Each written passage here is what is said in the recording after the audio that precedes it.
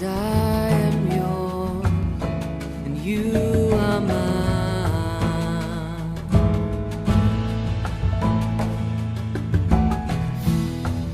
'Cause I am yours, you are mine. You are mine.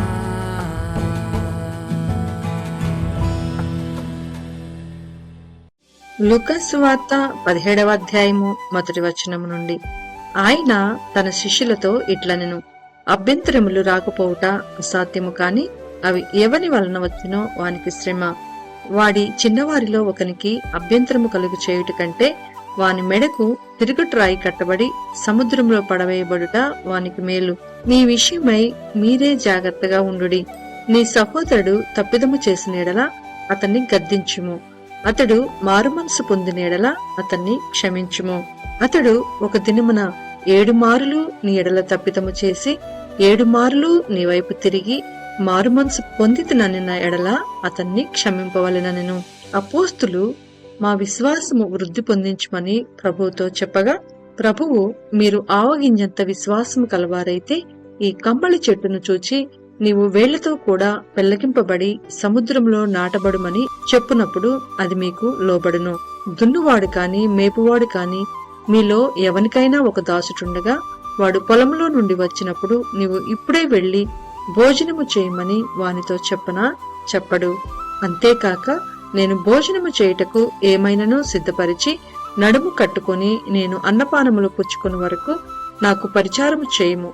అటు తరువాత నీవు అన్నపానములు పుచ్చుకొనవచ్చునని వానితో చెప్పును. కాని ఆ దాసుడు ఆజ్ఞాపింపబడిన పనులు చేసినందుకు వాడు దయచూపినని వానిని మెచ్చున. అటువలే మీరును మీకు ఆజ్ఞాపింపబడినవన్నీయు చేసిన తరువాత మేము నిష్ప్రయోజకులమైన దాసులము, మేము చేయవలసినవే చేసియున్నామని చెప్పుడనెను.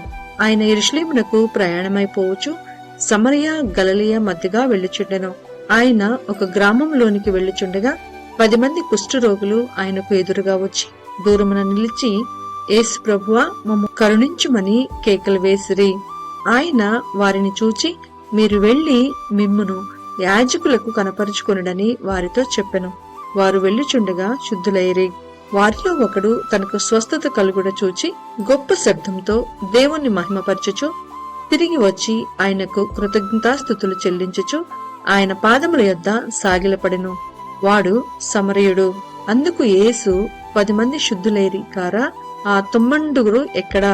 ఈ అన్యుడు తప్ప దేవుణ్ణి మహిమపరచుటకు తిరిగి వచ్చిన వాడెవడను అగపడలేదా అని చెప్పి, నీవు లేచి పొమ్ము, నీ విశ్వాసము నిన్ను స్వస్థపరిచినని వానితో చెప్పెను. దేవుని రాజ్యం ఎప్పుడు వచ్చునని పరిసయ్యులు ఆయన అడిగినప్పుడు, ఆయన దేవుని రాజ్యము ప్రత్యక్షముగా రాదు. ఎందుకనగా ఇదిగో దేవుని రాజ్యము మీ మధ్యనే ఉన్నది కనుక ఇదిగో ఇక్కడనని అదిగో అక్కడనని చెప్ప వీలు పడదని వారికి ఉత్తరమిచ్చెను. మరియు ఆయన తన శిష్యులతో ఇట్లనెను, మనిషి కుమారుని దినములలో ఒక దినము చూడవలెనని మీరు కోరు దినములు వచ్చును కాని మీరు ఆ దినమును చూడరు. వారు ఇదిగో ఇక్కడనని అదిగో అక్కడనని మీతో చెప్పిన ఎడల వెళ్ళకుడి, వెంబడింపకుడి. ఆకాశం క్రింద ఒక దిక్కు నుండి మెరుపు మెరిసి ఆకాశం క్రింద మరి ఒక దిక్కునకు ఎలాగు ప్రకాశించునో అలాగున మనిషి కుమారుడు తన దినమున ఉండును. అయితే ముందుగా ఆయన అనేక హింసలు పొంది ఈ తరము వారి చేత ఉపేక్షింపబడవలెను. నోవాహు దినములలో జరిగినట్టు మనిషి కుమారుని దినములలోనూ జరుగును.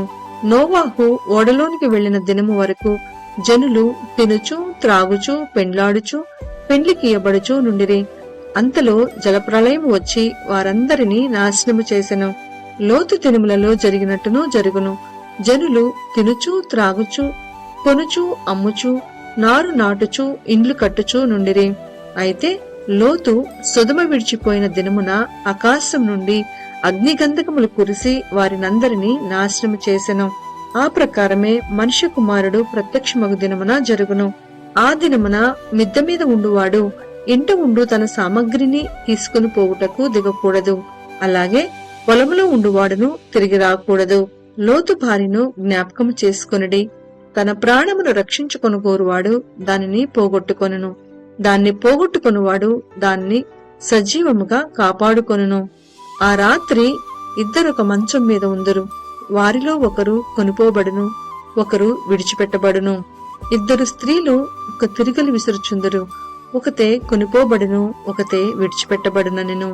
శిష్యులు, ప్రభువా, ఇది ఎక్కడ జరుగునని ఆయన అడిగినందుకు ఆయన, పీనుగు ఎక్కడ ఉన్నదో అక్కడ గద్దులను పోగవునని వారితో చెప్పెను. లూకాసు వార్త 18వ అధ్యాయము 1వ వచనం నుండి. వారు విస్కక నిత్యము ప్రార్థన చేయి ఉండవలెననుటకు ఆయన వారితో ఈ ఉపమానము చెప్పెను. దేవునికి భయపడకయు మనుషులను లక్ష్యపెట్టకయు నుండు ఒక న్యాయాధిపతి ఒక పట్టణములో ఉండెను. ఆ పట్టణములో ఒక విధురాలును ఉండెను. ఆమె అతని యొద్దకు తరచుగా వచ్చి, నా ప్రతివాదికిని నాకును న్యాయము తీర్చుమని అడుగుచూ వచ్చెను. కాని అతడు కొంతకాలము ఒప్పకపోయెను. తరువాత అతడు, నేను దేవునికి భయపడకయు మనుషులను లక్ష్యపెట్టకయు ఉండినను ఈ విధువరాలు నన్ను తొందర పెట్టుచున్నది కనుక ఆమె మాటిమాటికి వచ్చి గోజాడుకుండునట్లు ఆమెకు న్యాయము తీర్తునని తనలో తాననుకొనెను. మరియు ప్రభువిట్లనెను, అన్యాయస్తుడైన ఆ న్యాయాధిపతి చెప్పిన మాట వినుడి. దేవుడు తాను ఏర్పరచుకొనిన వారు దివారాత్రులు తన్ను గూర్చి మొరపెట్టుకొంచుండగా వారికి న్యాయము తీర్చడా? ఆయన వారికి త్వరగా న్యాయము తీర్చును. వారి విషయమే గదా ఆయన దీర్ఘశాంతము చూపుచున్నాడని మీతో చెప్పుచున్నాను. అయినను మనిషి కుమారుడు వచ్చినప్పుడు ఆయన భూమి మీద విశ్వాసము కనుగొనునా? తామే నీతిమంతులమని తమ్ము నమ్ముకొని ఇతరులను తృణీకరించు కొందరితో ఆయన ఈ ఉపమానము చెప్పెను. ప్రార్థన చేయుటకై ఇద్దరు మనుషులు దేవాలయమునకు వెళ్ళిరి. వారిలో ఒకడు పరిసయుడు, ఒకడు సుంకరి. పరిసయుడు నిలవబడి, దేవా, నేను చోరులను, అన్యాయస్తులను, వ్యభిచారులునైనా ఇతర మనుషుల వలెనైనను ఈ సుంకరి వలెనైనను ఉండనందుకు నీకు కృతజ్ఞతాస్తుతులు చెల్లించుచున్నాను. వారమునకు 2 మారులు ఉపవాసము చేయుచు నా సంపాదన అంతటిలో 10వ వంతు చెల్లించుచున్నానని తనలో తాను ప్రార్థించుచుండెను. అయితే సుంకరి దూరముగా నిల్చుండి ఆకాశం వైపు కన్నులెత్తుటకైనను ధైర్యము చాలక రొమ్ము కొట్టుకొనుచు, దేవా, పాపినైన నన్ను కరుణించుమని పలికెను. అతని కంటే ఇతడు నీతిమంతుడిగా తీర్చబడి తన ఇంటికి వెళ్ళనని మీతో చెప్పుచున్నాను. తన్ను తాను హెచ్చించుకునివాడు తగ్గింపబడుననియు, తన్ను తాను తగ్గించుకునివాడు హెచ్చింపబడుననియు చెప్పెను. తమ శిశువులను ముట్టవలెనని కొందరు ఆయన యొద్దకు వారిని తీసుకుని రాగా ఆయన శిష్యులు అది చూచి తీసుకుని వచ్చిన వారిని గద్దించిరి. అయితే యేసు వారిని తన యొద్దకు పిలిచి, చిన్న బిడ్డలను ఆటంకపరచక వారిని నా యొద్దకు రానీయుడి. దేవుని రాజ్యము ఇలాంటి వారిదే. చిన్న బిడ్డ వలె దేవుని రాజ్యము అంగీకరింపని వాడు దానిలో ఎంతమాత్రంనూ ప్రవేశింపడని మీతో నిశ్చయముగా చెప్పుచున్నానెను. ఒక అధికారి ఆయనను చూచి, సద్బోధకుడా, నిత్య జీవమునకు వారసుడగునగుటకు నేనేమి చేయవలనని ఆయన అడిగెను. అందుకు యేసు, నేను సత్పురుషుడనని ఏల చెప్పుచున్నావు. దేవుడొక్కడే తప్ప మరి ఎవడునూ సత్పురుషుడు కాడు. వ్యభిచరింపవద్దు, నరహత్య చేయవద్దు, దొంగిలవద్దు, అబద్ధ సాక్ష్యము పలకవద్దు, నీ తల్లిదండ్రులను సన్మానింపుమను ఆజ్ఞలను ఎరుగుదువు కదా అని అతనితో చెప్పెను. అందుకతడు, బాల్యం నుండి వీటన్నిటినీ అనుసరించుచునే ఉన్నానెను. యేసు విని, నీకింకా ఒకటి కొదువుగానున్నది. నీకు కలిగినవన్నీయూ అమ్మి బీదలకిమ్ము. అప్పుడు పరలోకమందు నీకు ధనము కలుగును. నీవు వచ్చి నన్ను వెంబడింపుమని అతనితో చెప్పెను. అతడు మిక్కిలి ధనవంతుడు కనుక ఈ మాటలు విని మిక్కిలి వ్యసనపడగా యేసు అతన్ని చూచి, ఆస్తిగలవారు దేవుని రాజ్యంలో ప్రవేశించుట ఎంతో దుర్లభము. ధనవంతుడు దేవుని రాజ్యంలో ప్రవేశించుట కంటే సూది బెజ్జంలో ఒంటె దూరుట సులభమని చెప్పెను. ఇది వినిన వారు, అలాగైతే ఎవడు రక్షణ పొందగలడని అడగగా ఆయన, మనుషులకు అసాధ్యములైనవి దేవునికి సాధ్యములని చెప్పెను. పేతురు, ఇదిగో, మేము మాకు కలిగినవి విడిచిపెట్టి నిన్ను వెంబడించితిమనగా ఆయన, దేవుని రాజ్యము నిమిత్తమై ఇంటినైనను, భార్యనైనను, అన్నదమ్ములనైనను, తల్లిదండ్రులనైనను, పిల్లలనైనను విడిచిపెట్టిన వాడెవడును ఇహమందు చాలా రెట్లును పరమందు నిత్య జీవమును పొందకపోడని నిశ్చయముగా మీతో చెప్పుచున్నానని వారితో అనెను. ఆయన తన 12 మంది శిష్యులను పిలిచి, ఇదిగో యెరూషలేమునకు వెళ్ళుచున్నాము, మనుష్య కుమారుని గూర్చి ప్రవక్తల చేత వ్రాయబడిన మాటలన్నీయూ నెరవేర్చబడును. ఆయన అన్ని జనులకు అప్పగింపబడును. వారు ఆయనను అపహసించి అవమానపరిచి ఆయన మీద ఉమ్మివేసి ఆయనను కొరడాలతో కొట్టి చంపుదురు. 3వ దినమున ఆయన మరలా లేచునని చెప్పెను. వారు ఈ మాటలలో ఒకటైనను గ్రహింపలేదు. ఈ సంగతి వారికి మరుగు చేయబడును కనుక ఆయన చెప్పిన సంగతులు వారికి బోధపడలేదు. ఆయన యెరికో పట్టణమునకు సమీపించినప్పుడు ఒక గ్రుడ్డివాడు త్రోవ ప్రక్కన కూర్చుండి భిక్షమడుకొనుచుండెను. జనసమూహము దాటిపోవచున్నట్టు వాడు చప్పుడు విని ఇది ఏమని అడుగగా, వారు నజరేయుడైన యేసు ఈ మార్గంలో వెళ్ళుచున్నాడని వానితో చెప్పిరి. అప్పుడు వాడు, యేసు, దావీదు కుమారుడా, నన్ను కరుణించుమని కేకలు వేయగా ఊరకుండమని ముందర నడుచుచుండిన వారు వానిని గద్దించిరి. కాని వాడు మరి ఎక్కువగా, దావీదు కుమారుడా, నన్ను కరుణించుమని కేకలు వేసెను. అంతటి యేసు నిలిచి వానిని తన యొద్దకు తీసుకుని రమ్మనెను.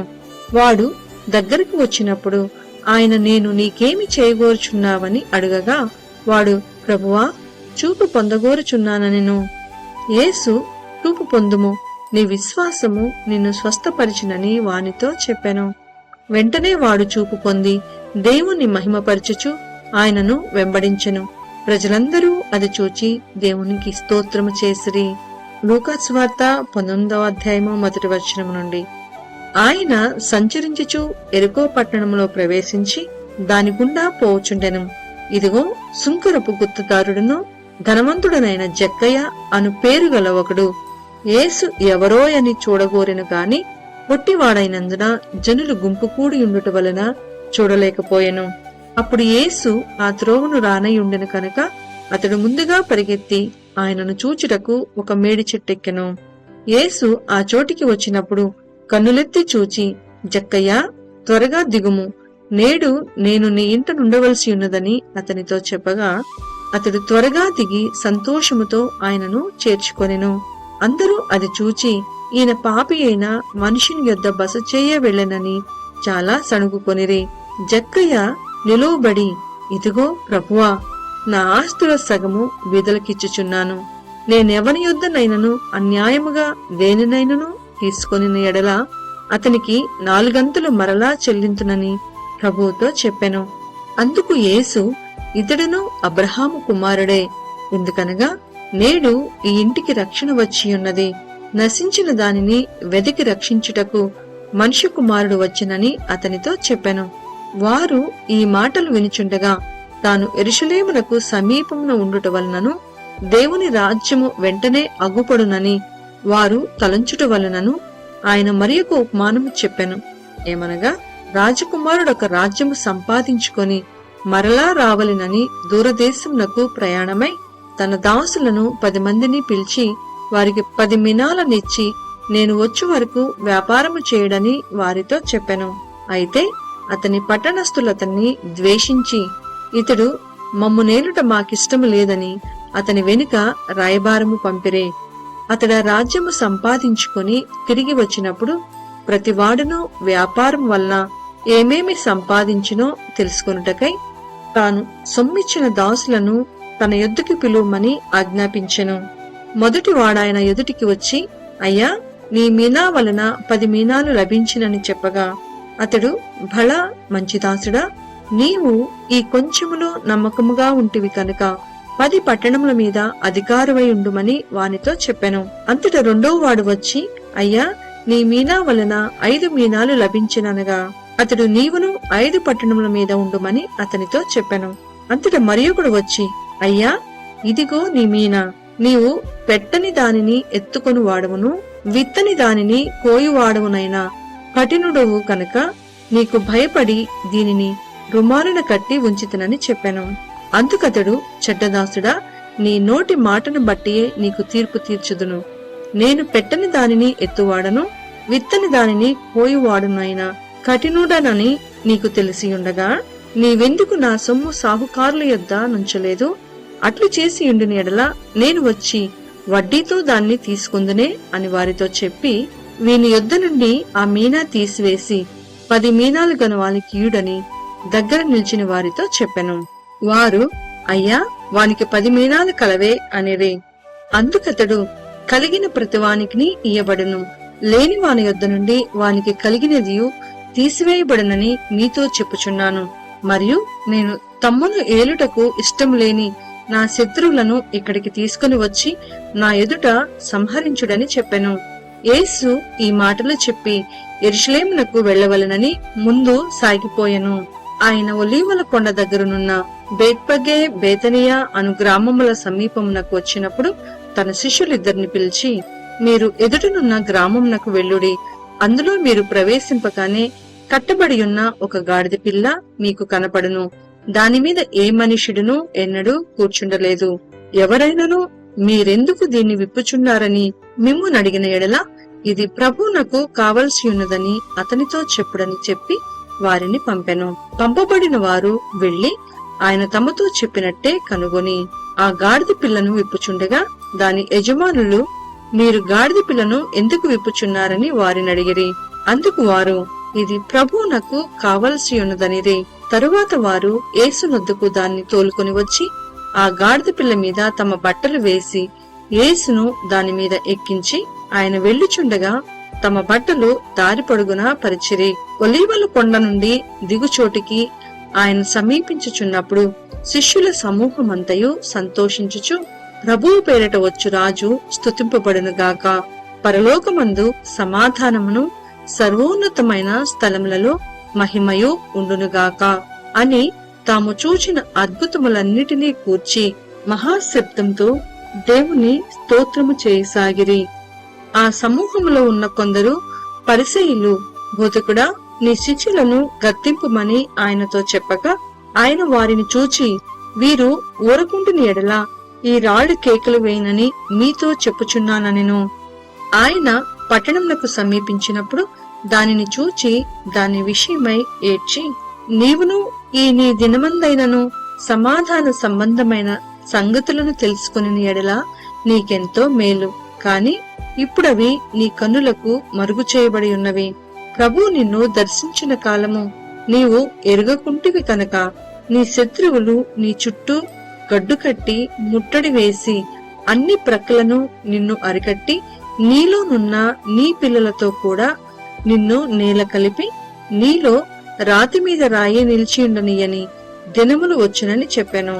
ఆయన దేవాలయంలో ప్రవేశించి అందులో విక్రయము చేయు వారితో, నా మందిరము ప్రార్థనా మందిరము అని వ్రాయబడి ఉన్నది, అయితే మీరు దానిని దొంగల గుహగా చేసిద్రని చెప్పి వారిని వెళ్లగొట్టనారంభించెను. ఆయన ప్రతిదినమును దేవాలయంలో బోధించుచున్నప్పుడు ప్రధాన యాజకులను, శాస్త్రులను, ప్రజలలో ప్రధానులను ఆయనను నాశనము చేయజూచుచుండిరి. కాని ప్రజలందరూ ఆయన వాక్యమును వినుటకు ఆయనను హత్తుకొని ఉండిరి కనుక ఏమి చేయవలెనో వారికి తోచలేదు.